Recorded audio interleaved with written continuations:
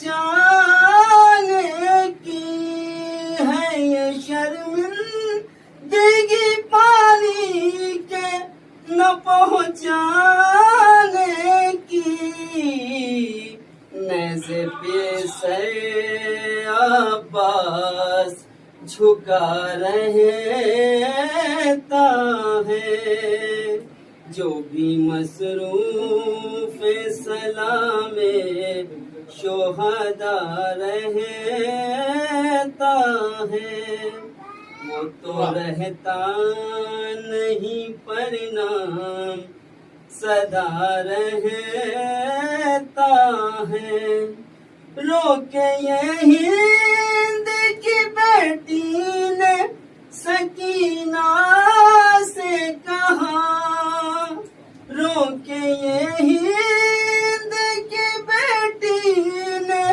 سکینہ سے کہا سر تیرا کس لیے ہر وقت کھلا رہتا ہے جو بھی مصروف سلام شہداء رہتا ہے وہ تو رہتا نہیں پر نام صدا رہتا ہے وہ لگی کہنے یتیموں کی نشانی ہے یہی وہ لگی کہنے یتیموں کی نشانی ہے یہی کرتا بے وارث و بچی کا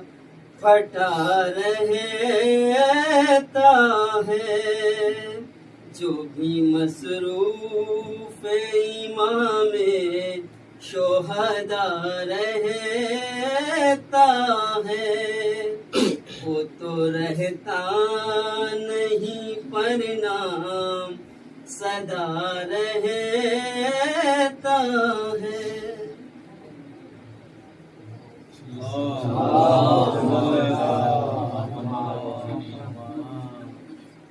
نعرے حیدری اور محمد صلی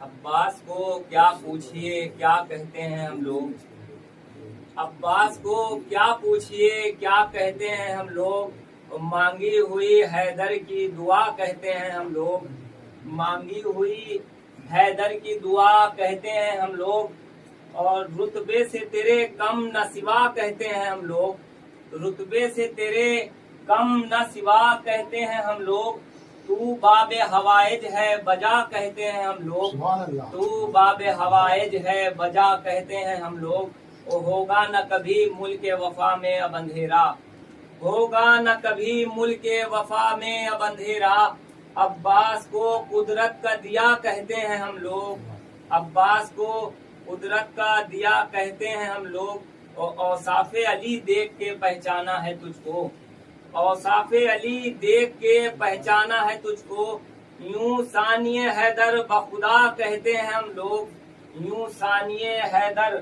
بخدا کہتے ہیں ہم لوگ ایک سلوات بھیجیں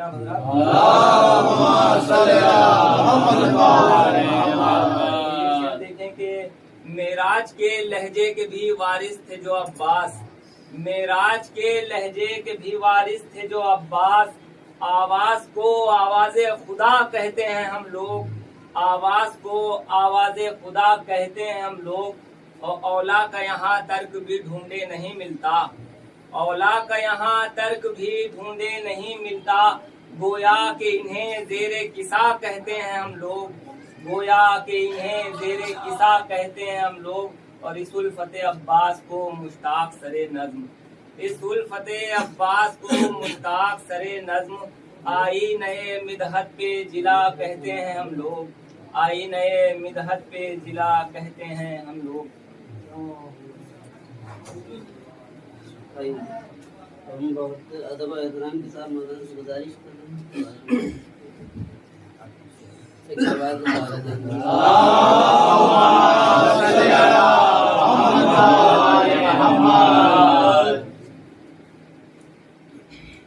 رحم اللہ من قرأ الفاتحہ۔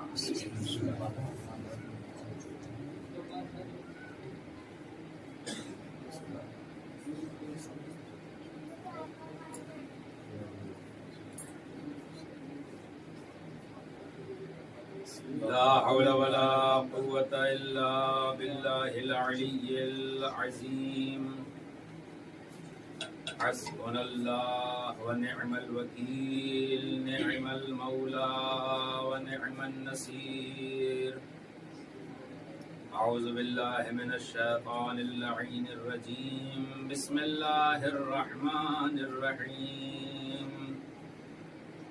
الحمد لله الذي هدانا لهذا وما كنا لنهتدي لولا أن هدانا الله، لقد جاءت رسل ربنا بالحق، ثم الصلاة والسلام والتحية والإكرام على النبي الأمي القرشي المكي المدني وعلى سيدنا ونبينا وشفيع ذنوبنا وحبيب قلوبنا وطبيب نفوسنا مولانا ومولى الثقلين جد الحسن والحسين أبي القاسم محمد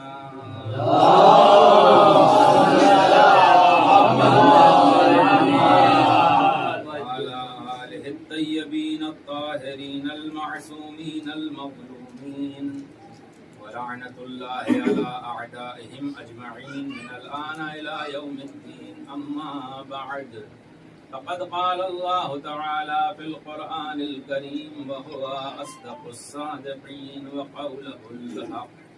أعوذ بالله من الشيطان الرجيم، بسم الله الرحمن الرحيم، الذي خلق الموت والحياة ليبلوكم أيكم أحسن عملا۔ صلوات اللهم صل على محمد۔ خالق کائنات قرآن کریم میں ارشاد فرما رہا ہے کہ جس نے موت و زندگی کو خلق کیا، کیوں؟ تاکہ تمہیں آزمایا جائے کہ تم میں کس کا عمل زیادہ بہتر ہے۔ یہ جو ہم زندگی اس دنیا میں جی رہے ہیں، 40 سال، 50 سال، 60 سال، 70، 80، 100 سال، یہ زندگی در حقیقت ایک مقدمہ ہے دوسری زندگی کے لیے۔ دیکھیے قرآن کریم نے کیا کہا ہے، جس نے وہ اللہ جس نے موت اور زندگی کو خلق کیا۔ آپ یہ بتائیں کہ موت پہلے ہوتی ہے یا زندگی پہلے ہوتی ہے؟ پہلے زندگی ہوتی ہے پھر موت آتی ہے، لیکن اللہ یہ کیوں کہہ رہا ہے کہ جس نے موت کو خلق کیا اور جس نے زندگی کو خلق کیا؟ وہ یہ جو 50، 60، 70، 80 سال کی ہماری یہ زندگی ہے، اللہ اسے زندگی مانتا ہی نہیں ہے۔ اصل زندگی وہ ہے جو موت کے بعد شروع ہونے والی ہے، لہذا ہمیں اس موت کے بعد والی زندگی کے لیے اپنے کو تیار کرنا ہے۔ اور اللہ نے کہا ہے کہ احسب الناس ان یترکوا ان یقولوا آمنا وهم لا یفتنون، کیا لوگ یہ گمان کرتے ہیں کہ وہ ایمان لے آئیں ہم ان کو چھوڑ دیں گے؟ نہیں، اگر ایمان لائے ہو پھر تم سے آزمائش لی جائے گی، تم سے امتحان لیا جائے گا، دیکھا جائے گا اس دنیا میں ہم نے تمہیں بھیجا ہے، تم نے اس دنیا میں جی کر کیا کیا، تمہارے اعمال کیسے رہے، تمہارا کردار کیسا رہا۔ جیسا اس دنیا میں ہمارا عمل ہوگا ویسا ہی ہمیں کردار، ویسا ہی ہمیں جزا ملے گی یا سزا ملے گی۔ میں ایک مثال دوں، مثلاً ہم کسی دوسرے شہر یا کسی دوسرے ملک اپنی فیملی کے ساتھ छुट्टियों में, गर्मियों में घूमने के लिए प्लानिंग करें, जाना चाहें, 4-5 लोग हैं हम लोग, हमने पैसा जमा किया, मिडिल क्लास के लोग भी होते हैं, 3-4 साल में हमने पैसा जमा किया, हमने कहा हमें घूमने जाना है मसलन किसी मुल्क, मसलन तुर्की आ रहा है, जो कि तुर्की है, ऑस्ट्रेलिया है जो।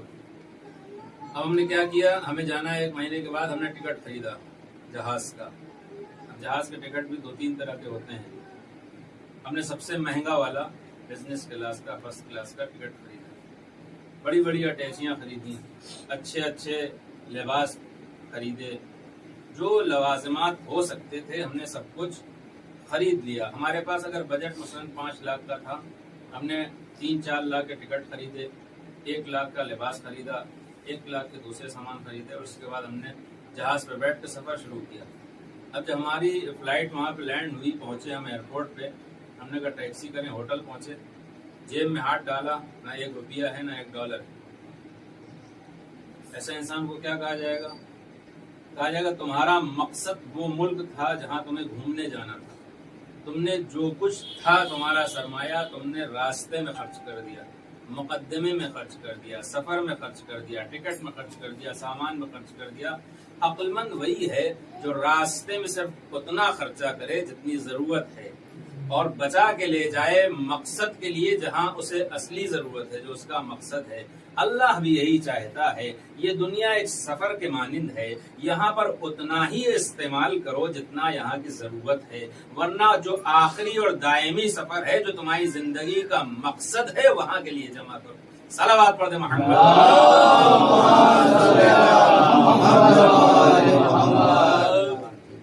मुझे एहसास है कि बहरहाल देर हो गई है, आप लोग, मौसम भी ऐसा था, इसका लेट हुई, बहुत ज्यादा पुरानी गुफ्तगू नहीं होगी इंशाल्लाह। तो हम सबका अल्लाह ने कहा है इम्तिहान लिया जाएगा, और देखिए इम्तिहान कोई भी मुस्तस्ना नहीं है, चाहे वो अंबिया हों, औलिया हों, अइम्मा हों, नेक लोग हों, अच्छे लोग हों, बुरे लोग हों, बूढ़े हों, जवान हों, मर्द हो, औरत हो, काला गोरा, सबका अल्लाह इम्तिहान लेगा, और इम्तिहान लिया जाता है। इम्तिहान कभी हमसे खैर का होता है, कभी शर का होता है, कभी पैसा दे के अल्लाह इम्तिहान लेता है, कभी पैसा वापस लेके इम्तिहान लेता है, कभी औलाद दे के इम्तिहान लेता है, कभी औलाद वापस लेके इम्तिहान लेता है, कभी सेहत के जरिए इम्तिहान लेता है, कभी बीमारी के जरिए इम्तिहान लेता है। मुख्तलिफ अंबिया से आप सुनते रहते हैं किस्से और दास्तानें जो जिक्र हुई हैं कुरान करीम में। एक पैगम्बर हैं जनाब इब्राहीम अलैहिस्सलाम, जिनसे अल्लाह ने मुख्तलिफ तरीके के इम्तिहानात लिए हैं। या तो इंसान अल्लाह कभी जान के जरिए इम्तिहान लेता है, या माल के जरिए इम्तिहान लेता है, या औलाद के जरिए इम्तिहान लेता है, या फिर नामूस के जरिए इम्तिहान लेता है। ये तरीके हैं जो आमतौर पर अल्लाह इम्तिहान लेता है। सबसे पहले देखिए, अल्लाह ने जनाब इब्राहीम अलैहिस्सलाम की जान का इम्तिहान लिया। कैसे? जनाब इब्राहीम का बचपना है। आपका एक चचा था आज़र, जो बुत परस्त था, जिसका काम क्या था, वो बुत बनाता था, बुत बना के बेचता था। जब जनाब इब्राहीम अलैहिस्सलाम थोड़े बड़े हुए, 3-4 साल, 5 साल, 6 साल के हुए, तो एक दिन आज़र ने जनाब इब्राहीम को बुलाया और कहा कि जाओ ये बुत बाजार में फरोख्त करके आओ, बेच के आओ। अब देखिए कितनी सख्त मंजिल है, एक तरफ अल्लाह का नबी है, दूसरी तरफ शिर्क की तरवीज का मसला है। अल्लाह का नबी है, शिर्क की तरवीज नहीं कर सकते हैं। दूसरी तरफ आज़र का हुक्म है जो आपका सरपरस्त है, क्या करें? जनाब इब्राहीम अलैहिस्सलाम ने उस बचपने में भी क्या हिकमत अमली अपनाई। जो आज़र ने बुत दिया था, जनाब इब्राहीम अलैहिस्सलाम 5-6 साल के हैं, उन्होंने उस बुत के गले में रस्सी बांधी और खींचते हुए बाजारों, कूचे और गलियों में लेके चले, नालियों में, सूखे में, गीले में, हर जगह, और ये आवाज देते जा रहे थे, कौन है जो इस खुदा को खरीदेगा, जो न बोल सकता है, न सुन सकता है, न तुम्हें नुकसान पहुंचा सकता है, न कोई फायदा पहुंचा सकता है। ये करते हुए पहुंच के बाजार में जहाँ बुत बेचे जाते थे, वहां जाके खड़े हो जाते थे। अब आप इंसाफ से बताइए, जहाँ पे दूसरे साफ सुथरे बुत रखे हों, वहां पे आज़र का ये गंदा बुत कौन खरीदेगा? नहीं खरीदता कभी। शाम हुई, वापस आए चचा जान, हमने बहुत कोशिश की लेकिन किसी ने ये बुत नहीं खरीदा। दूसरा दिन हुआ, आज़र ने दूसरा बुत दिया। ये मामूल कई दिन तक चलता रहा। जनाब इब्राहीम बुतों को लेते थे, गले में रस्सी बांधते थे, बाजार और कूचे और गलिये में लेके चलते थे, आवाज देते थे। یہ تمہارا خدا ہے جو نہ تمہیں نقصان پہنچا سکتا ہے، نہ فائدہ پہنچا سکتا ہے، نہ خود اپنا دفاع کر سکتا ہے، جسے خریدنا ہو اسے خرید لے۔ آخر کار آزر کو یہ سمجھ میں آ گیا کہ ابراہیم ہمارے بت نہیں بیچنا چاہتے۔ جو اس شہر کے رہنے والے تھے ان کے یہاں ایک بڑا عبادت گاہ، ایک معبد تھا جہاں پہ سب اپنے بتوں کو لے جا کے رکھتے تھے۔ اب اس وہاں کا معمول یہ تھا کہ جو امیر ہے اس نے سونے کا بت بنا رکھا ہے، جو اس سے تھوڑا کم پیسے والا ہے اس نے چاندی کا، پیتل کا، پھر مٹی کا، لکڑی کا، جو جس کے لیے ممکن ہوتا تھا، جتنی جس کی صلاحیت استعداد ہوتی تھی وہ اپنا بت وہاں رکھتا تھا۔ سال میں ایک ان کا مذہبی پروگرام ہوتا تھا جب وہ شہر سے نکل کے اس عبادت گاہ میں جاتے تھے اور جا کے وہاں عبادت کرتے تھے۔ عبادت کرنے کے بعد پھر وہ صحرا میں نکل جاتے تھے، بیابان میں۔ جب یہ وہ دن پہنچا اور یہ لوگ عبادت کر کے بیابان اور صحرا میں نکل گئے پورے شہر، جناب ابراہیم علیہ السلام جو جوان ہو چکے تھے، آپ نے ایک کلہاڑی اٹھائی اور سارے بتوں کو توڑ دیا۔ جو سب سے بڑا بت تھا اس کے کندھے پہ جا کے کلہاڑی رکھ دی اور وہاں سے چلے گئے۔ اب یہ شہر والے جب واپس آتے ہیں، عبادت گاہ پہنچتے ہیں، کیا دیکھتے ہیں؟ سارے بت ٹوٹے پڑے ہوئے ہیں۔ ایک گروہ ہے جس نے کہا کہ اس بڑے والے کا کام ہوگا، اس کو پسند نہیں تھا کہ دوسرے خدا ہمارے سامنے۔ دوسروں نے کہا بھئی یہ کیسے ممکن ہے، یہ تو اپنی جگہ سے ہل بھی نہیں سکتا ہے، یہ کیسے توڑ سکتا ہے۔ خبر نمرود تک پہنچائی گئی۔ نمرود خود عبادت گاہ میں آتا ہے اپنے فوجیوں کے ساتھ، کہتا ہے کوئی اور ہو نہ ہو، اس پورے شہر میں صرف ایک شخصیت ہے جو ہمارے بتوں کے آگے نہیں جھکتی ہے، وہ ہے ابراہیم۔ ابراہیم کو بلایا جائے۔ جناب دیکھیے میں عرض کر رہا ہوں کہ کس طریقے سے اللہ نے جناب ابراہیم کی جان کا امتحان لیا ہے۔ نمرود بلواتا ہے جناب ابراہیم کو، شہر والے بڑے بزرگ سب وہاں پہ جمع ہیں، فوج کے سپاہی وہاں پہ موجود ہیں۔ جناب ابراہیم علیہ السلام سے نمرود کہتا ہے یہ تمہاری حرکت ہے؟ قرآن کیا کہتا ہے؟ جناب ابراہیم نے کیا کہا؟ بل فعلہ کبیرہم ھذا، نہ یہ بڑے والے کا کام ہے جس کے شانے پہ، کندھے پہ کلہاڑی ہے۔ اچھا اب یہ انصاف سے بتائیے، پیغمبر ہیں جناب ابراہیم علیہ السلام، تھوڑا خود ہے، کہہ رہے ہیں یہ بڑے والے کا کام ہے، یہ جھوٹ ہوا یا نہیں؟ اس کو کہتے ہیں استفہام اقراری، یعنی جب سامنے والے سے اقرار لینا ہو، جب سامنے والے سے اقرار لینا ہو، یعنی جناب ابراہیم خبر نہیں دے رہے تھے، سامنے والے سے اقرار لینا چاہ رہے تھے۔ جیسے ہی جناب ابراہیم نے کہا بل فعلہ کبیرہم ھذا، اس بڑے والے کا کام ہے، نمرود نے کہا یہ کیا کہہ رہے ہو، کیسے ممکن ہے، نہ یہ تو ہل سکتا ہے نہ آگے بڑھ سکتا ہے، یہ کیسے دوسروں کو توڑ دے گا۔ جیسے ہی نمرود نے یہ کہا، ابراہیم نے پلٹ کے کہا پھر ایسے کو خدا کیوں مانتے ہو، نہ ہل سکتا ہے نہ ڈل سکتا ہے، نہ تمہیں فائدہ پہنچا سکتا ہے نہ نقصان پہنچا سکتا ہے۔ صلوات پڑھ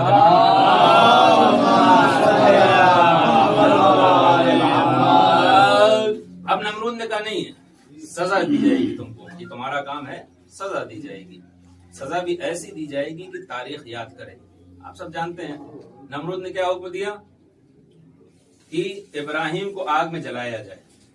اچھا نمرود بادشاہ تھا، اگر حکم دیتا لکڑیاں جمع ہو جاتی، جلا دیا جاتا۔ لیکن دیکھیے جو دشمن ہوتا ہے، جو ترکیب یا جو سازش نمرود نے اختیار کی ہے، جتنے بھی شہر اور قبیلے والے، گاؤں والے تھے، سب کو حکم دیا کہ سب اپنے اپنے قبیلے سے تھوڑی تھوڑی لکڑی لے کر آئیں۔ کیوں؟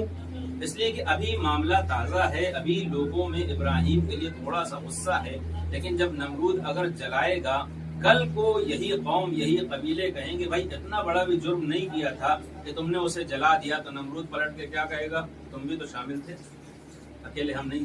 ابھی آپ نے دیکھا جیسے یہ افغانستان ہو یا عراق ہو، امریکہ نے حملہ کیا گزشتہ 10-15 برسوں میں، خوب اتنا بڑا ملک ہے، اتنی فوج ہے، اتنے اس کے پاس ہتھیار ہیں، اکیلا حملہ کر سکتا تھا، لیکن نہیں، چھوٹے چھوٹے 15-20-25 ملکوں کو شامل کیا، جن کی خود کوئی حیثیت نہیں، جن کے پاس ہتھیار نہیں ہے، جن کے پاس فوج نہیں ہے، لیکن شامل کیا۔ کیوں؟ تاکہ کل کو اگر 10-15-20 سال بعد کوئی اٹھ کے کھڑا اور اعتراض کرے تو پھر وہ امریکہ کہہ دے گا کہ ہم اکیلے نہیں تھے، دیکھو یہ 20-30 ملک بھی ہمارے ساتھ تھے۔ یہ دشمن کا ایک حربہ ہوتا ہے۔ اس نے کہا جتنے بھی شہر والے ہیں، قبیلے والے ہیں، سب لکڑیاں لے کے آئے، جمع ہو۔ لکڑیاں جمع کی گئیں اور اتنا زیادہ لکڑیاں جمع کی گئیں کہ ایک انبار لگ گیا۔ امام صادق علیہ السلام فرماتے ہیں کہ جب آگ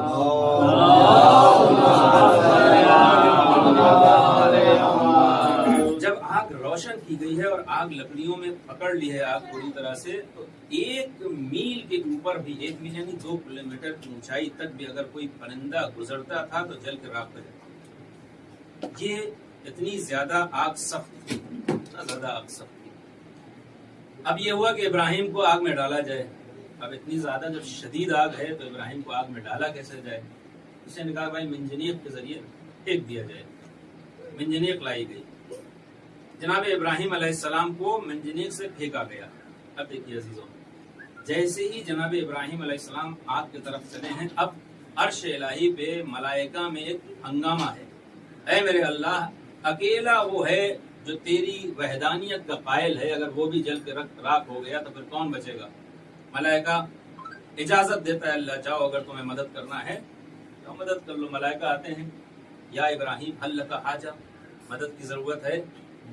جناب ابراہیم کہتے ہیں کیا ہے تو لیکن تم سے نہیں، ہے تو لیکن تم سے نہیں۔ تھوڑا اور آگے بڑھتے ہیں، خود جناب جبرائیل امین آتے ہیں، اے نبی اللہ ابراہیم آپ کو مدد کی ضرورت ہے، حل لک حاجہ۔ ابراہیم کیا فرماتے ہیں؟ اما الیک فلا، ہاں ہے لیکن تم سے نہیں۔ آگ کے نزدیک پہنچتے ہیں، اللہ کا ارشاد ہوتا ہے، یا نارو کونی بردم و سلاما علی ابراہیم، اے آگ گلزار بن جا، ٹھنڈی ہو جا، ابراہیم کے لیے ٹھنڈی ہو جا۔ جناب ابراہیم علیہ السلام آگ میں پہنچ جاتے ہیں۔ ایک روایت ہے بحار الانوار میں بہت خوبصورت، دیکھیے جناب ابراہیم علیہ السلام نے، ملائکہ آئے، ان سے کہا مدد کی ضرورت ہے، انہوں نے کہا ہے لیکن تم سے نہیں۔ جناب جبرائیل آئے، مدد کی ضرورت ہے لیکن تم سے نہیں۔ جو فرشتے بادلوں کو حرکت دیتے ہیں وہ آئے، اگر آپ کہیں ہم پانی برسا دیں ساری آگ بجھ جائے گی، جناب ابراہیم نے کہا مدد کی ضرورت ہے، تم سے نہیں۔ ہوا والے فرشتے آئے، ہم پوری آگ اڑا لے جائیں گے، کہا نہیں مدد کی ضرورت ہے لیکن تم سے نہیں۔ مولا فرماتے ہیں کہ ہر ایک سے جناب ابراہیم علیہ السلام نے کہہ دیا مدد کی ضرورت ہے لیکن تم سے نہیں۔ آگ تک پہنچ گئے لیکن جس سے مدد کی ضرورت تھی اس سے بھی مدد نہیں مانگی۔ کیوں؟ اللہ سے مدد مانگنی چاہیے تھی نا، اللہ سے بھی مدد نہیں مانگی۔ امام فرماتے ہیں اس لیے کہ ابراہیم علیہ السلام کو علم نہیں تھا کہ اللہ انہیں جلانا چاہتا ہے یا بچانا چاہتا ہے۔ ابراہیم اپنی دعا کر کے یہ نہیں چاہتے تھے اللہ اگر انہیں جلانا چاہتا ہے تو وہ بچ جائیں، اگر اللہ انہیں جلانا چاہتا ہوگا تو اسی میں خوشی ہے کہ ابراہیم جل جائیں، اگر بچانا چاہتا ہوگا تو وہ بچا لے گا۔ ایک صلوات پڑھ دیں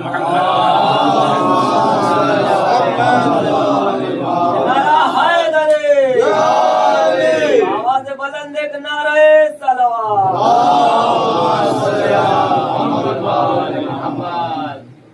اللہ کی مرضی کے خلاف دعا بھی نہیں کرتے۔ ایسے ہی منظر آپ آئیے کربلا میں، امام حسین علیہ السلام کا ایک جملہ ہے، جب سارے جوان سارے بچے آپ کے گھر والے شہید ہو گئے، مولانا نے ایک جملہ کہا ہے، بہت خوبصورت جملہ، بہت خوبصورت جملہ۔ مولانا نے کہا ہے اے میرے اللہ، حسین ہر بلا اور ہر مصیبت کو برداشت کر رہا ہے، کیوں؟ اس لیے کہ مجھے یقین ہے کہ تو دیکھ رہا ہے، میرا اللہ دیکھ رہا ہے، بس یہ حسین کے لیے کافی ہے۔ اور کہیں مولا وہاں پہ کربلا میں بھی بہت سے ملائکہ آئے، جنات آئے مدد کے لیے، نہیں، مولا نے قبول نہیں کی مدد۔ ایک روایت میں ہے آخری وقت میں جب امام حسین علیہ السلام کربلا میں تپتی زمین پر زمین پہ آ گئے ہیں، اس وقت شیطان نے اللہ سے کہا کہ چونکہ ابھی حسین میں گرمی اور پیاس برداشت کرنے کی طاقت ہے اس لیے حسین برداشت کر رہے ہیں، اگر گرمی اس سے کئی گنا زیادہ ہوتی تو پھر حسین برداشت نہ کر پاتے۔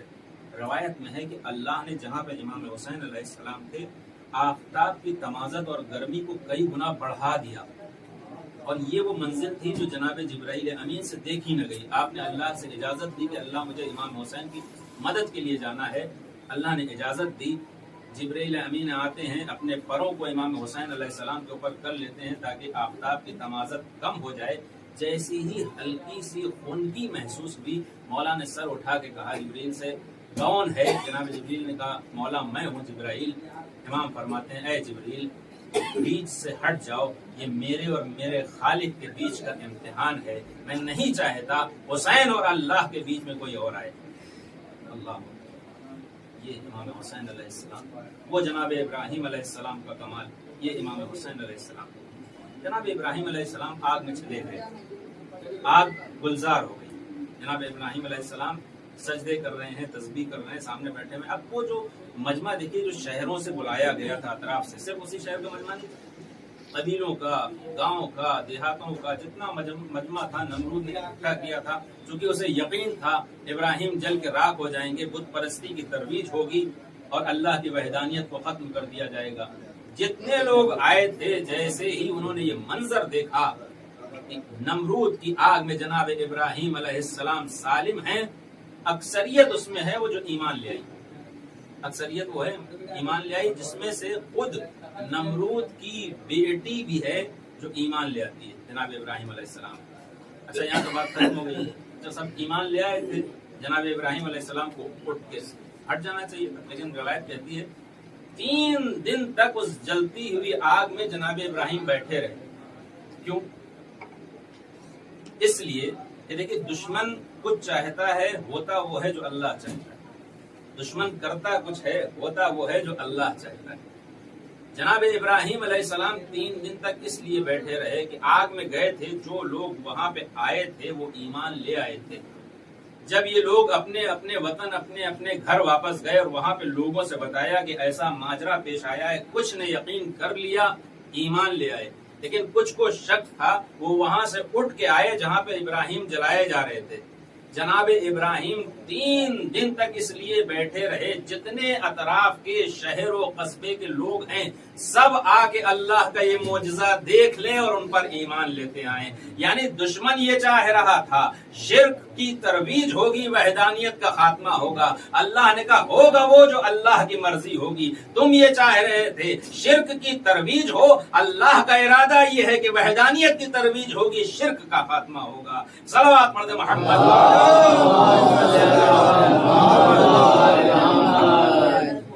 یہ جناب ابراہیم علیہ السلام کی جان کا امتحان کامیاب ہوا۔ دوسرا مرحلہ ہے جناب ابراہیم علیہ السلام کی مال کا امتحان اللہ نے لیا ہے۔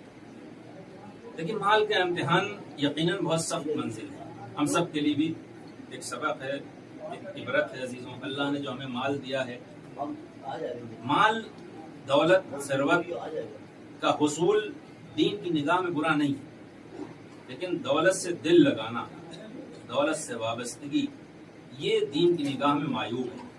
مثلا اللہ نے اگر کسی کو دیا ہے، اس پر زکوٰۃ واجب ہے تو زکوٰۃ اس کو دینا ضروری ہے۔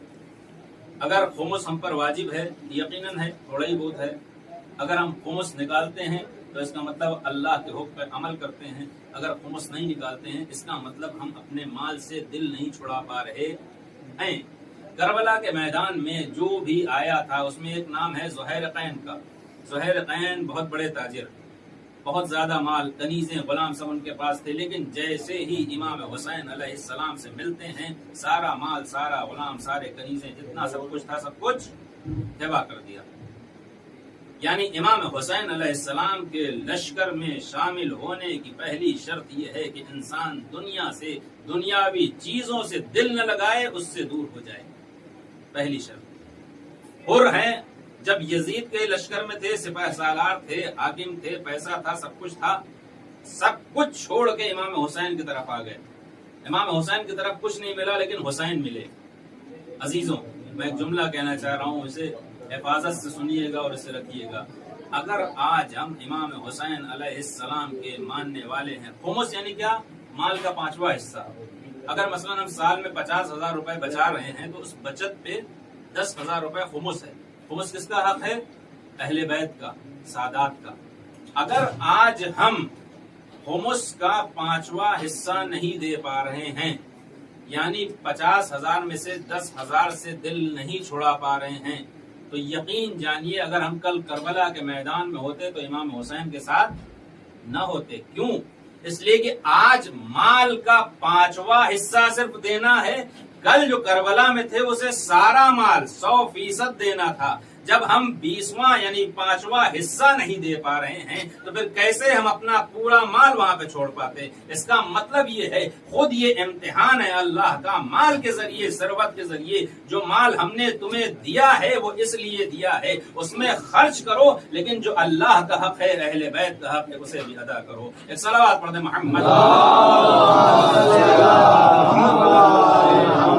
قرآن کریم کی ایک آیت ہے، منزل الذی یقرض اللہ قرضا حسنا، کون ہے جو اللہ کو قرض دے، اللہ اسے اس سے زیادہ بڑھا کے واپس کرے گا۔ اچھا آپ انصاف سے بتائیے، جو کچھ ہمارے پاس ہے، جو پراپرٹی ہے، جو پیسہ ہے، جو زمین ہے، جائیداد ہے، گاڑیاں ہیں، وہ کس کا ہے؟ کس کا ہے؟ وہ اللہ ہی کو تو ہے سب۔ ہمارا وجود اللہ کا ہے، ہماری جان، ہماری روح، ہمارا جسم، ہمارا جو کچھ بھی ہے سب اللہ کا ہے۔ جب اسی کا ہے تو پھر یہ کیوں کہہ رہا ہے کہ ہمیں قرض دو؟ بات نا، جب اسی کا سب کچھ ہے تو یہ کیوں؟ ہمارے پاس مثلا گاڑی ہو، گاڑی کے مالک ہم ہیں، مثلا گھر کے مالک ہم ہیں، ہم سامنے والے بیٹھے کسی سے کہ بھائی ہماری گاڑی کو ہمیں قرض دے دو، آپ کیا کہیں گے؟ بھائی آپ ہی کی تو ملکیت ہے، اس میں قرض دینے کی کیا بات ہے؟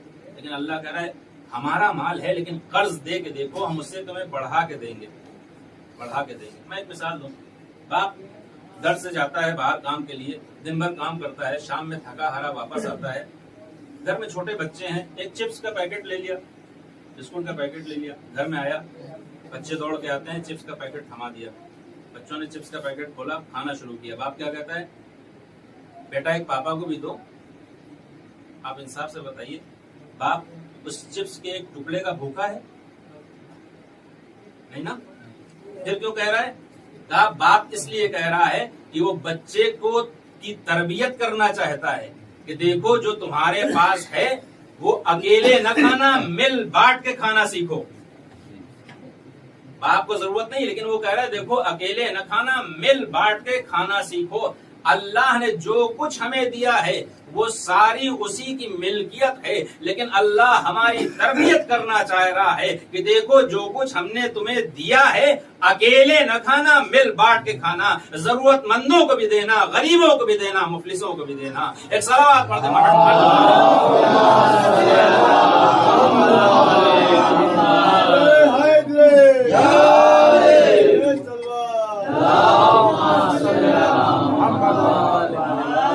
جناب ابراہیم علیہ السلام کے پاس بہت سی بھیڑیں تھیں۔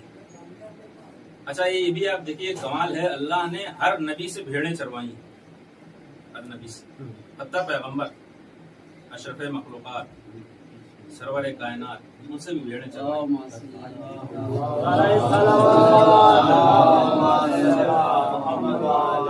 جانتے ہیں کیوں؟ اس لیے کہ ہر نبی کو، ہر پیغمبر کو انسان کی شکل میں موجود جانوروں کی تربیت کرنی ہوتی ہے۔ اللہ پہلے حقیقی جانوروں کی تربیت اور دیکھ بھال ان سے کرا لیتا ہے تاکہ وہ انسانی شکل میں موجود حیوانوں کی تربیت صحیح طریقے سے کر سکے۔ جناب ابراہیم علیہ السلام کے پاس بہت سی بھیڑیں تھیں، سینکڑوں۔ آپ ایک بار چرانے کے لیے لے گئے بھیڑوں کو، پہاڑ کے پیچھے سے ایک آواز آ رہی تھی، خوبصورت سی آواز، سبوح قدوس رب الملائکۃ والروح، سبوح قدوس رب الملائکۃ والروح۔ جناب ابراہیم نے چاروں طرف دیکھا، میں اکیلا موحد، میں اکیلا توحید پرست، میں اکیلا اللہ کا جاننے والا، یہ کون ہے جو میرے پروردگار کی تسبیح و تحلیل کر رہا ہے؟ ایک مرتبہ آواز دیتے ہیں، اللہ کی تسبیح و تحلیل کرنے والے اگر تم ایک بار اور پڑھو گے تو میں تمہیں اپنی 1/3 بھیڑیں دے دوں گا۔ پہاڑ کے پیچھے سے آواز آتی ہے، سبوح قدوس رب الملائکۃ والروح۔ جناب ابراہیم کہتے ہیں اگر تم اس ورد کا تکرار کرو گے 1/3 بھیڑ اور دے دوں گا۔ پھر اس نے کہا سبوح قدوس رب الملائکۃ والروح۔ جناب ابراہیم نے کہا میرے بھائی آؤ، جتنی بھیڑیں ہیں سب تمہاری۔ یہ کہہ کہ جناب ابراہیم علیہ السلام پلٹنا چاہتے ہیں، پیچھے سے آواز آتی ہے، ابراہیم کہاں جا رہے ہو؟ میں جبرائیل ہوں، اللہ مال کے ذریعے تمہارا امتحان لینا چاہتا تھا، تم کامیاب ہو گئے۔ یہ جناب ابراہیم کی سیرت ہے عزیزوں، ذکر اللہ کے لیے، ذکر خدا کے لیے جناب ابراہیم علیہ السلام نے اپنا سارا مال اللہ کی راہ میں دے دیا۔ ایک ہم ہیں اسی مال کے لیے ہر حکم خدا کو پامال کرتے ہیں. وہ سیرت ابراہیم ہے. ذکر خدا کو بچانے کے لیے سارا مال دے دیتے ہیں. ہم کیسے مسلمان ہیں؟ اسی مال کو ہتھیانے کے لیے سارے احکام الہی کو پامال کر دیتے ہیں. ایک صلوات پڑھ دیں.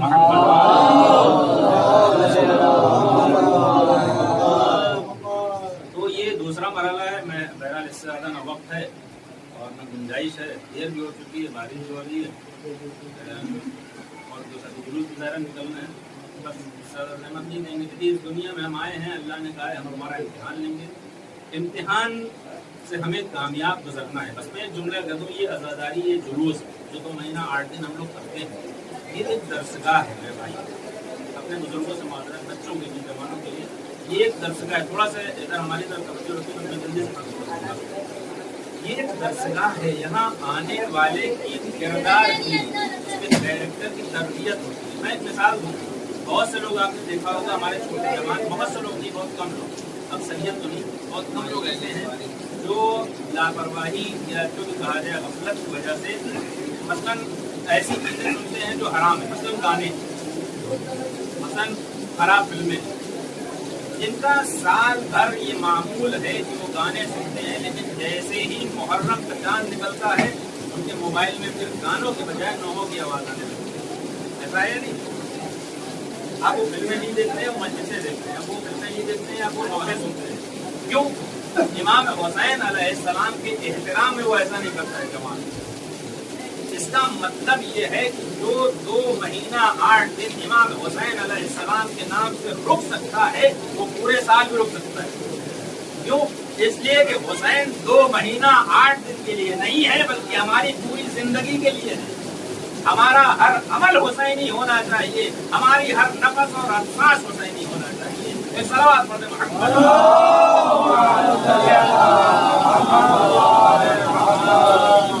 امام حسین علیہ السلام کربلا کے میدان میں ہر طرح کی مصیبت آپ نے برداشت, لیکن وہ مصیبت کربلا میں آج کے بعد امام سجاد اور زیدانیوں میں آئی. مصرے ہیں, مرنے والے گھر گئے یقیناً سارے عظیم. پوچھئے ان سے, انہیں ہر حال میں جینا پڑا, یعنی تو شہید ہو گئے, ان کی حالت کے بعد وہ نعمتیں ان کو صاحب ختم ہوئی. لیکن وہ لوگ امام سجاد سیدہ زینب سلام اللہ علیہا, جنہیں زندہ بھی رہنا پڑا, ہر طرح کی مصیبت کا سامنا کرنا پڑا. امام سجاد علیہ السلام سے جب کوئی بات پوچھتا تھا مولا, سب سے زیادہ آپ کو مصیبت کہاں پڑی ہے, امام کیا فرماتے تھے؟ الشام, الشام, الشام. اس لیے کہ انسان کے لیے اپنے جسم پر پڑنے والی مصیبت کا برداشت کرنا آسان ہوتا ہے, لیکن جو روح کے ساتھ پہنچائے جاتے ہیں مولا سجاد نے خود بیان کیا ہے کہ جب ہم شام میں داخل کیے گئے تو ہمیں اس محلے سے لے جایا گیا جہاں پہ یہودی اور نصارہ رہتے تھے, اور یزید نے اعلان کر دیا تھا دیکھو یہ قافلہ ان کا آ رہا ہے جس کے دادا نے تمہارے آباء و اجداد کو مارا ہے.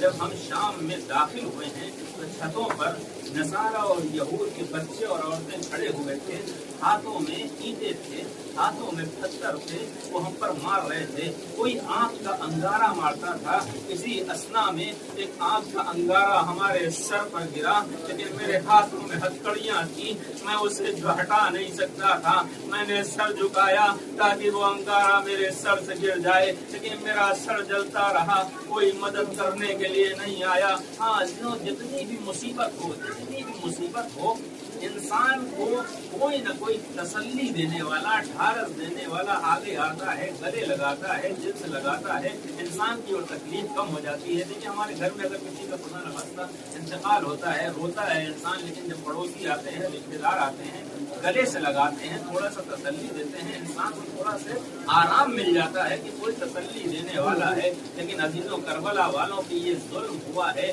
کہ عباس مر گئے, علی اکبر جدا ہوئے. مولا کہتے ہیں لیکن ہم سے کسی نے یہ بھی نہ پوچھا, عباس مر گئے, علی اکبر جدا ہوا, ہم سے کسی نے یہ بھی نہ پوچھا کیا ہوا. یقیناً امام سجاد علیہ السلام نے جتنی مصیبتیں پڑی ہیں سب آپ برداشت کرتے رہے، لیکن سب سے سخت منزل یہ تھی امام سجاد علیہ السلام کو گلے لگانے والا کوئی نہیں تھا۔ یہی وجہ ہے امام سجاد علیہ السلام جب شام سے کربلا کے لیے آئے ہیں، تحلم میں یہ قافلہ کربلا پہنچتا ہے، اس سے پہلے جابر ابن عبداللہ انصاری وہاں پہنچتے ہیں، جو پہلے زائر ہیں امام حسین علیہ السلام کے۔ امام کی قبر پہ اپنے کو گرا دیتے ہیں، ایک مرتبہ رونا شروع کرتے ہیں۔ شاید جابر ابن عبداللہ انصاری کو امام حسین کا وہ بچپنا یاد آ گیا، جب پیغمبر ایک بار گزر رہے ہیں، گھر سے حسین کے رونے کی آواز آتی ہے۔ ایک مرتبہ پیغمبر تڑپ کے پلٹ کے آتے ہیں، کہتے ہیں فاطمہ حسین کو چپ کرا لو، کیا تمہیں پتا نہیں ہے حسین کے گریے سے میں پریشان ہو جاتا ہوں۔ اللہ اللہ اللہ کے رسول جس کے گریے کو برداشت نہ کر سکے، اسے 3 دن کا بھوکا و پیاسا پسے پشت ذبح کیا گیا۔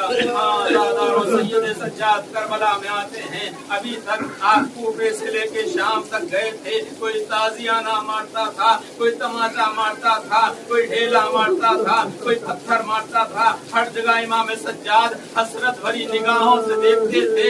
شاید کوئی پوچھ لے اے مولا آپ کون ہیں، آپ پر اتنا ظلم کیسے ہوا ہے، شاید کوئی گلے لگا لے، لیکن کوفہ و کربلا و شام کا مرحلہ گزر گیا، کوئی ایک آدمی نہیں ملا جس نے مولا سجاد کو تسلی دی ہو، گلے لگایا ہو۔ یہی وجہ ہے کربلا پہنچتے ہی جیسے سید سجاد کی نگاہ جابر ابن عبداللہ انصاری پہ پڑی، نانا کے صحابی کو دیکھا، سارا درد ابھر آیا۔ ایک مرتبہ آگے بڑھتے ہیں، جابر کے گلے میں باہیں ڈال لیتے ہیں، اے جابر ہمارے بابا کو شہید کیا گیا، امو کو مارا گیا، لیکن اس سے بڑھ کے مصیبت یہ ہوئی کوئی نہ تھا جو ہمیں تسلی دیتا، ہمیں گلے سے لگاتا، کوئی تازیانے مار رہا تھا، کوئی درے مار رہا تھا۔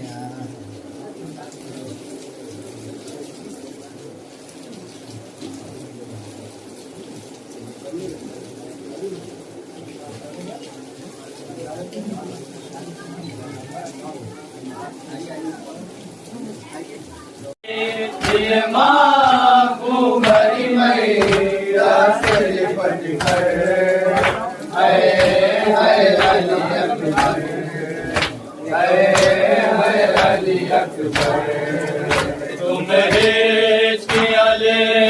لے کے جو دم توڑ رہے ہو، تم لے کے جو دم توڑ رہے ہو، ہمیشہ کے لیے موڑ رہے ہو، کیوں روٹے ہو دل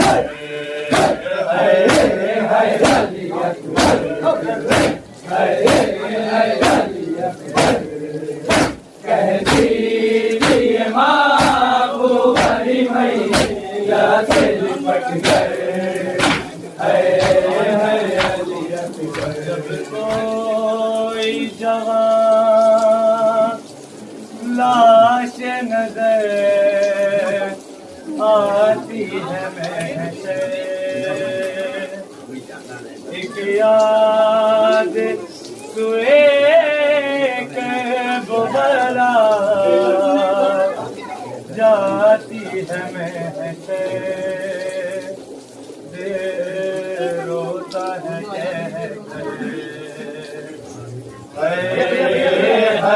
علی اکبر،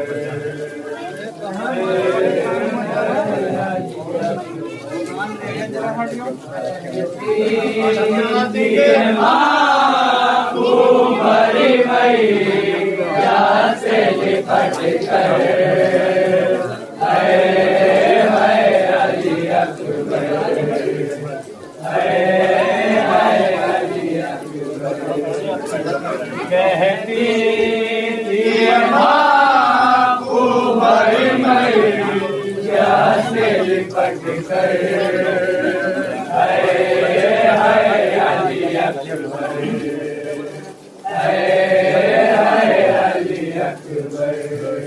में हाथ बंधे हैं बहन है बेपर्दा, सीना से सर न गिराए तो क्या करे अब्बा, है अब्बा,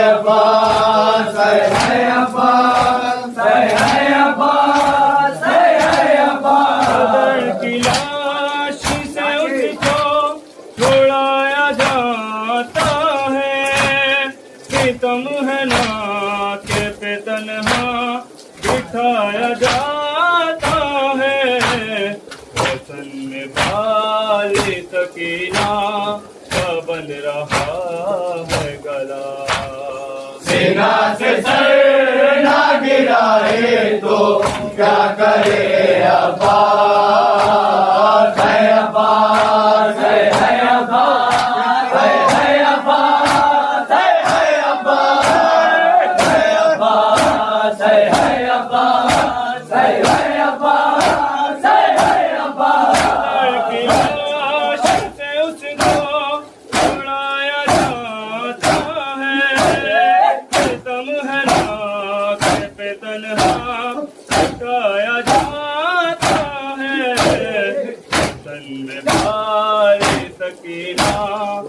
बन रहा है गला, सीना से सर ना गिराए तो क्या करे अब्बास, है अब्बास, है अब्बास, है अब्बास, है अब्बास, है अब्बास, है अब्बास, है अब्बास, है अब्बास।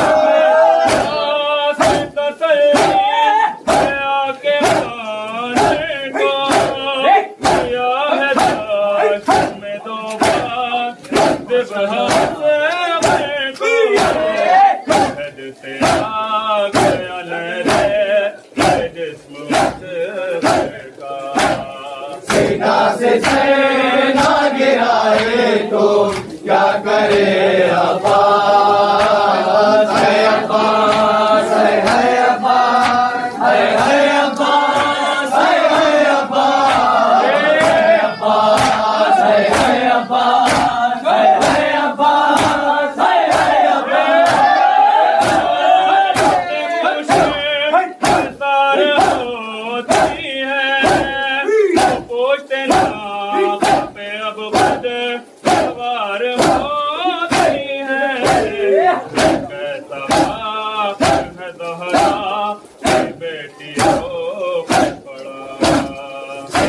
से सर ना गिराए तो क्या करे अब्बास, है अब्बास, है अब्बास, है अब्बास, है अब्बास, है अब्बास, है अब्बास, है अब्बास, है अब्बास।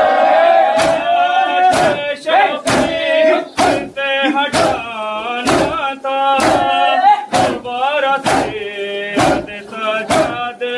को बचाना था, तेरी है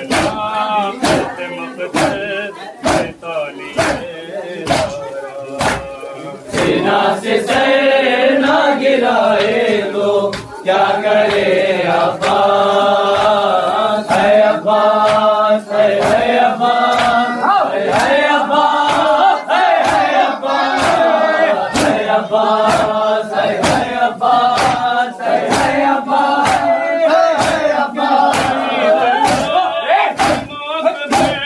کہیں پہ حال کسر، کہیں ہے لال رقیہ کے اور کہیں اصغر، بس نیت پہ ہے تم وہ گود میں سالا، سینا سے سر نہ گرائے تو کیا کرے عباس، ہے عباس، ہے عباس، ہے عباس، ہے عباس، ہے عباس، ہے عباس، ہے عباس، ہے عباس،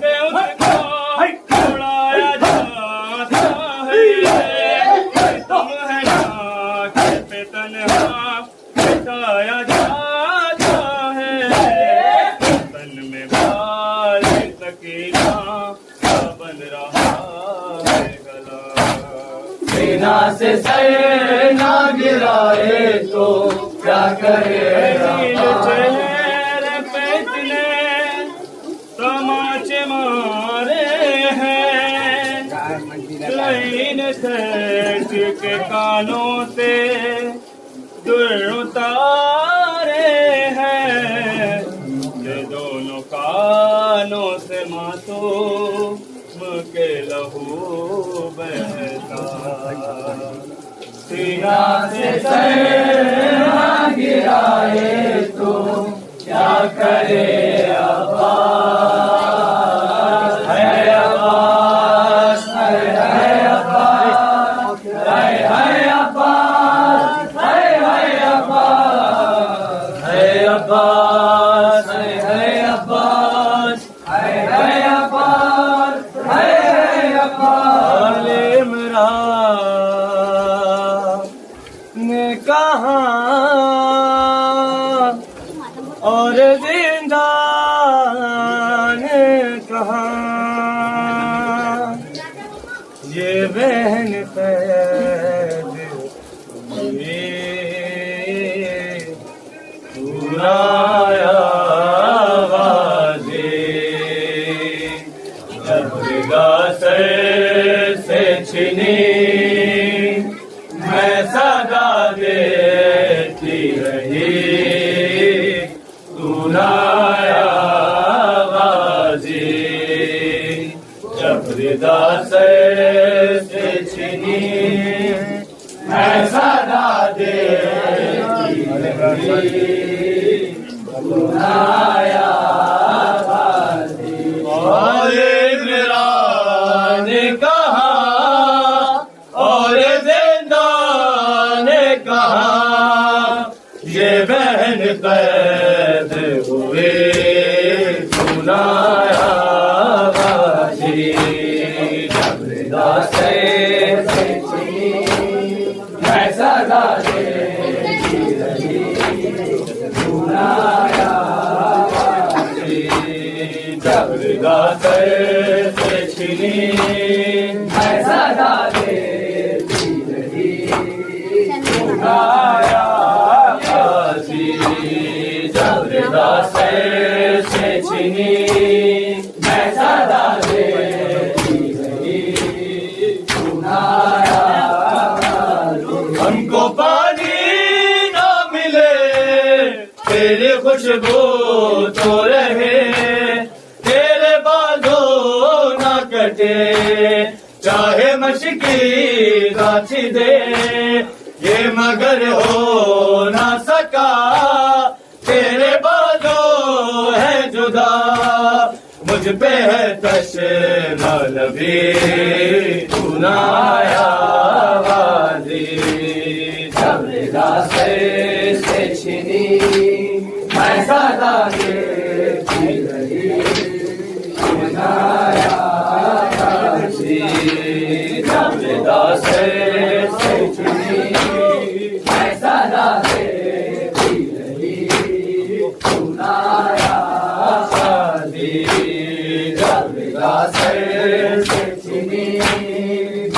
सदा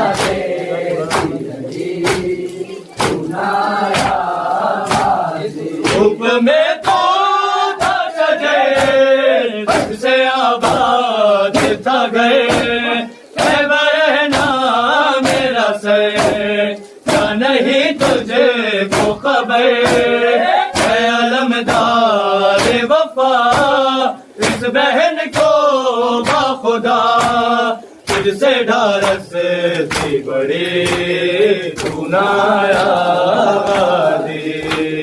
जबरदा से छिनी ऐसा दादे की रही तू नाया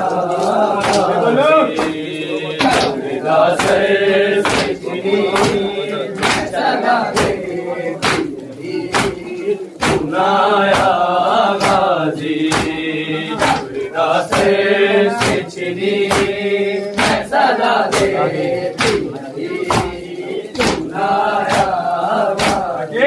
गई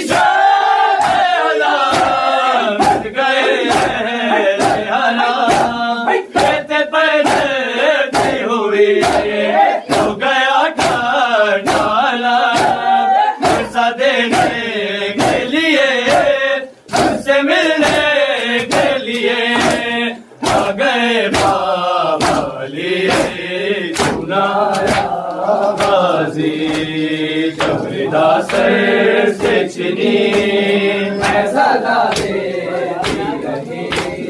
सुनाया बाजी जबरदा से छिनी ऐसा दादे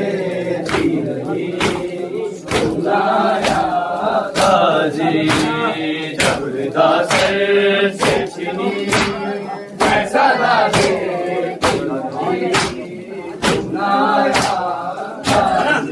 कहूँ से मेरे दाम बोलिए ये मुसलमान सारे शहर दर शहर गए खते कूफा कभी खते शाम कभी और हम हंसी सुनाया बाजी जबरदा से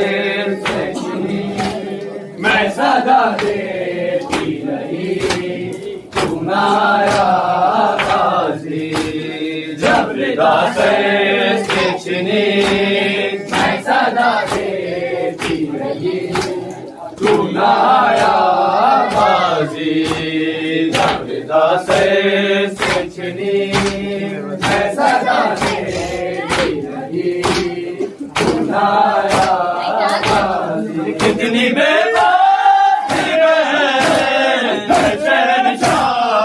वफा नाम ले के मेरा जब ये जालिम ने कहा मांझता किस पे तुझे अब बुलाओ ना उसे और मैं रोती रही सुनाया जबरदा से छिनी ऐसा दादे